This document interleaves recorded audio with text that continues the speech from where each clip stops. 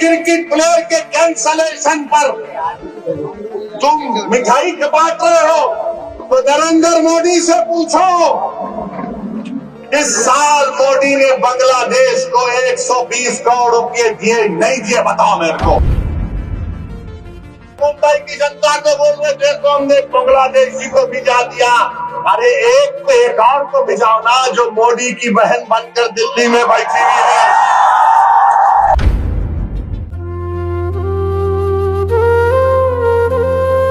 अभी हम सुन रहे हैं कि एक क्रिकेट टीम में एक बांग्लादेशी था, उसको हटा दिया गया।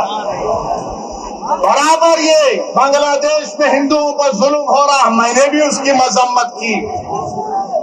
मगर ये तो बताओ मोदी जी, अगर बांग्लादेश में किसी की मॉब लिंचिंग होती है तो आपको गुस्सा आता है, मगर महाराष्ट्र के जलगांव में जिस बच्चे को मारा गया था उसके ऊपर आपको गुस्सा क्यों नहीं आता? मोदी जी, फडणवीस जी, सबसे पहली मॉब लिंचिंग 2014 में मोदी की हुकूमत बनने के बाद ऊना में मोहसिन शेख की हुई थी और जलगांव में सुलेमान पठान को उसी के दोस्तों ने मार मार कर उसको शहीद कर दिया। अगर बांग्लादेश में कोई हिंदू मरता है हम कंडम करते हैं, मारने वालों को जालिम कहते हैं। मारने वाले जिन्होंने जलगांव में सुलेमान पठान को कहा वो भी जालिम है, उनका भी कंडमनेशन होना चाहिए। बांग्लादेश हो या भारत हो, इंसान की जिंदगी इंसान होती है, हिंदू की भी जिंदगी होती है, मुसलमान की भी जिंदगी हो सकती है। और हम पूरे बीजेपी वाले आज टीवी पर बाजा बजा रहे हैं, हमने एक प्लेयर को वापिस कर दिया। अरे सुनो, तुम क्या सबको बेवकूफ बनाना चाहते हो? सुनो, एक क्रिकेट प्लेयर को निकाल दिया, पूरे बीजेपी वाले बोल रहे ये हमारे इत्तेहाद की कामयाबी हुई है। अब सुनो भारत की जनता, खासतौर से भारत और महाराष्ट्र के हमारे हिंदू भाई बहनों से कह रहा हूँ, तुम एक क्रिकेट प्लेयर के कैंसलेशन पर तुम मिठाई बांट रहे हो, तो नरेंद्र मोदी से पूछो। इस साल मोदी ने बांग्लादेश को 120 करोड़ रुपए दिए, नहीं दिए? बताओ मेरे को। 120 करोड़ रुपए, 120 करोड़ ग्रांट और एक में दिए। 1160 मेगावाट की एनर्जी भारत से बांग्लादेश को जाती है।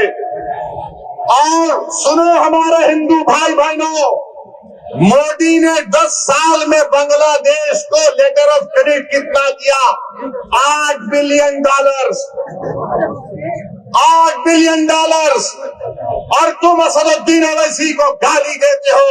सुनो, मैं किसी मजहब का खिलाफ था कभी रहूंगा इंशाअल्लाह ताला, मगर अगर मजलूमों से इंसाफ का मुतालबा करना, अगर मोहसिन शेख के कातिलों को सजा दिलाने की बात करना, अगर जलगांव के सुलेमान पठान खान को जिसके दोस्तों ने उसको मारा उनको कफर किरदार तक पहुंचाने की बात करना अगर जुर्म है तो खुदा की कसम जब तक जिंदा रहूंगा जुर्म करता रहूंगा।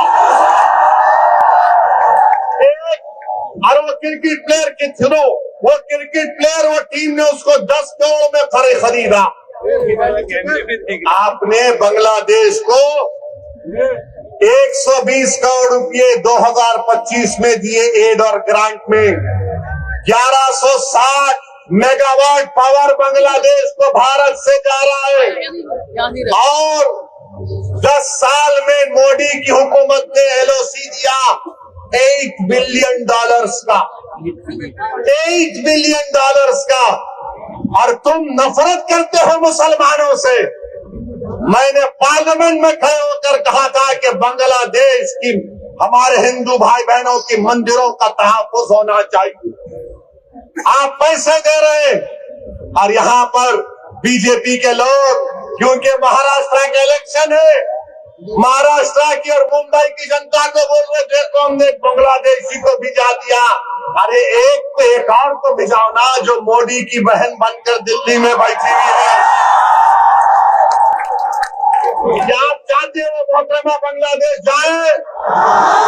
आप चाहते हो बांग्लादेश को दे दिया जाए? तो लगाओ नारा, नारे तकबीर। मोदी जी सुनो, ये आवाज आ रही है, लेके जाओ, उसको निकालो, उसको पहुंचाओ बांग्लादेश।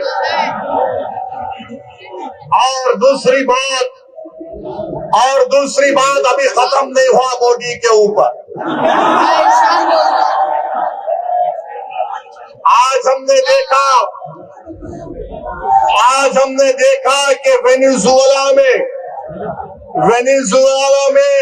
ट्रंप ने अपनी फौज को भिजाकर वहां के एक जमहूरी तौर पर मुंतखबशुदा सदर को एक मुल्क से, उसी के मुल्क से उठाकर अमेरिका लेकर चले गए।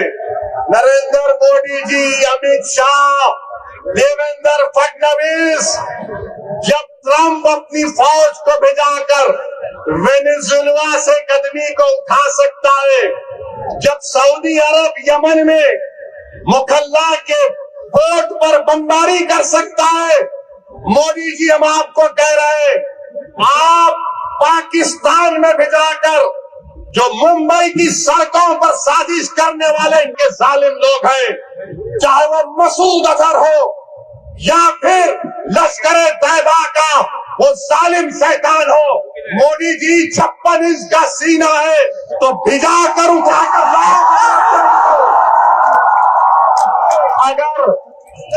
अगर ट्रंप कर सकता है तो क्या आप कम है? जब ट्रंप कर सकता है तो आपको भी करना पड़ेगा, क्योंकि मोदी ने कहा था अब की बार ट्रंप सरकार।